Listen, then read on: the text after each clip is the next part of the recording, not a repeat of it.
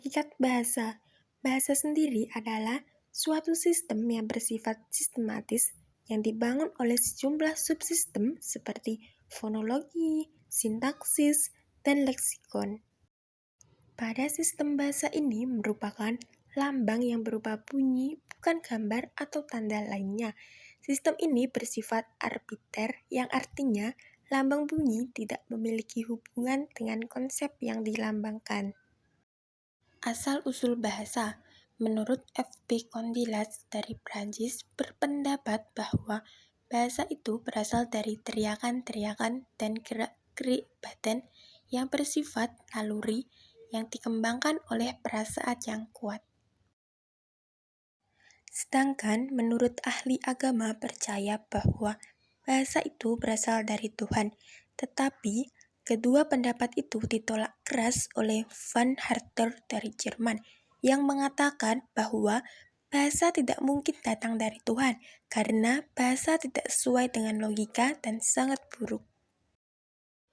Sedangkan menurut Brooks, bahasa pada mulanya berbentuk bunyi-bunyi tetap untuk menggantikan atau sebagai simbol bagi benda, hal, atau kejadian tetap di sekitar dekat bunyi tersebut. Kemudian bunyi itu dipakai orang yang berada di dekat tempat itu. Selanjutnya yaitu fungsi-fungsi bahasa. Fungsi bahasa menurut Coir adalah bahasa sebagai alat interaksi sosial, alat untuk menyampaikan pikiran, gagasan, konsep, atau perasaan. Sedangkan menurut Wardauk adalah sebagai alat komunikasi manusia, baik lisan maupun tulisan. Terdapat 5 fungsi bahasa menurut Kinevi, yaitu 1. Fungsi ekspresi. Fungsi ini menjelaskan tentang perasaan senang, sedih, kagum, marah, dan sebagainya. Yang kedua, yaitu fungsi informasi. Fungsi ini menjelaskan tentang penyampaian pesan amanat kepada orang lain. Ketiga, fungsi eksplorasi. Fungsi ini menjelaskan tentang suatu hal, perkara, dan keadaan. Yang keempat, fungsi persuasi. Fungsi ini bersifat mempengaruhi atau mengajak orang lain untuk melakukan suatu hal. Dan yang terakhir adalah fungsi entertainment. Fungsi ini adalah untuk hiburan, menyenangkan, atau memuaskan perasaan batin. Struktur bahasa. Pertama yaitu tata bahasa. Menurut teori linguistik generatif transformasi, setiap tata bahasa, suatu bahasa terdiri dari 3 buah komponen, yaitu komponen fonologi, komponen sintaksis, dan komponen simatik. Yang kedua yaitu struktur dalam dan struktur luar. Struktur dalam adalah struktur kalimat secara abstrak yang berada di dalam otak penutur sebelum kalimat tersebut diucapkan. Selanjutnya yaitu struktur luar. Struktur luar adalah struktur kalimat ketika diucapkan yang dapat kita dengar. Sedangkan menurut teori ini, di dalam otak kita terdapat satu peringkat representasi yang abstrak untuk kalimat yang kita ciptakan. Representasi struktur dalam yang abstrak dihubungkan oleh rumus-rumus transformasi dengan representasi struktur luar, yaitu kalimat yang kita dengar atau ciptakan. Yang ketiga adalah komponen tata bahasa. Di sini terdapat beberapa komponen. Yang pertama yaitu komponen sintaksis.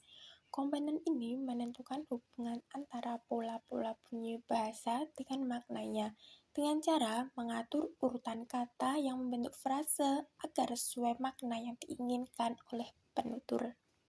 Yang kedua yaitu komponen simatik.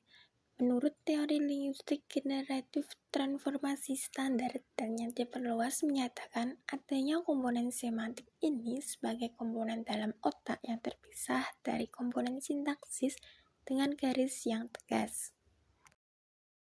Komponen yang terakhir yaitu komponen fonologi.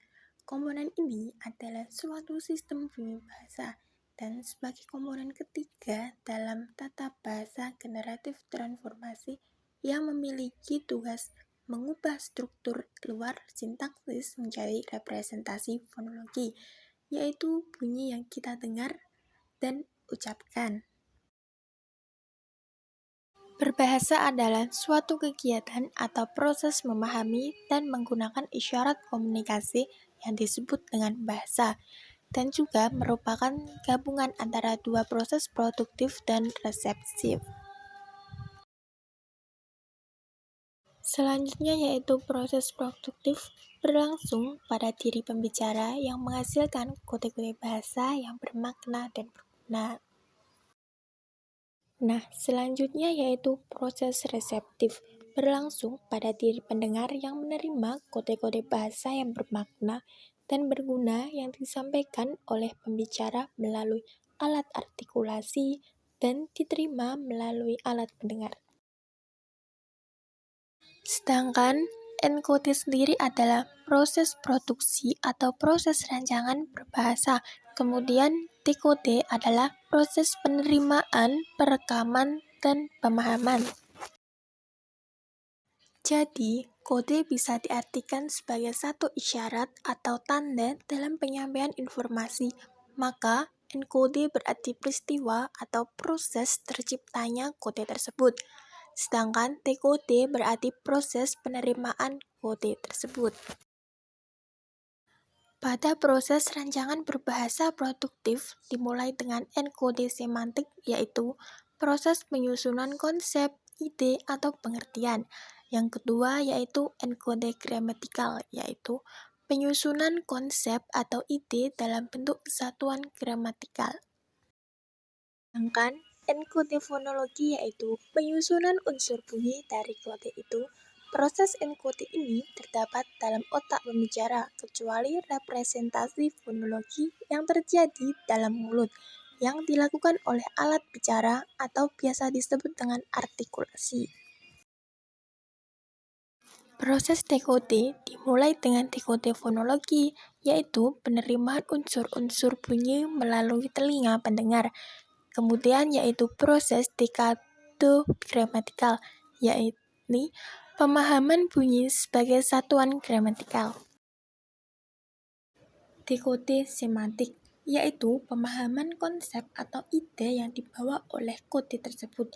Di antara proses enkode dan dekode terjadilah proses transmisi yang berupa pemilihan atau pengiriman kode-kode yang terdiri atas ujaran manusia yang disebut dengan kode bahasa.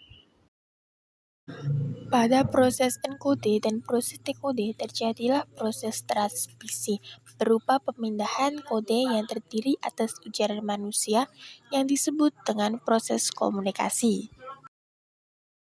Proses berbahasa produktif dan proses berbahasa reseptif dapat dianalisis dengan pendekatan perilaku dan pendekatan kognitif. Aspek reseptif berbahasa lebih mudah untuk dikenali daripada aspek produktif. Pada proses enkode dan proses dekode atau biasa disebut dengan proses produktif dan proses reseptif. Proses ini berawal pada pemahaman dan berakhir juga pada pemahaman. Ini berarti proses berbahasa adalah proses komunikasi yang bermakna dan berguna.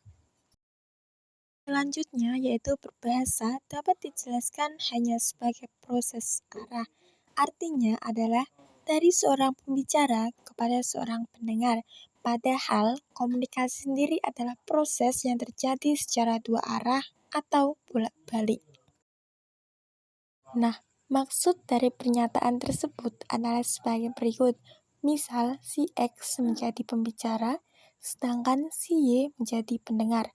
Kemudian proses ini berganti, si Y menjadi pembicara dan sedangkan si X menjadi pendengar.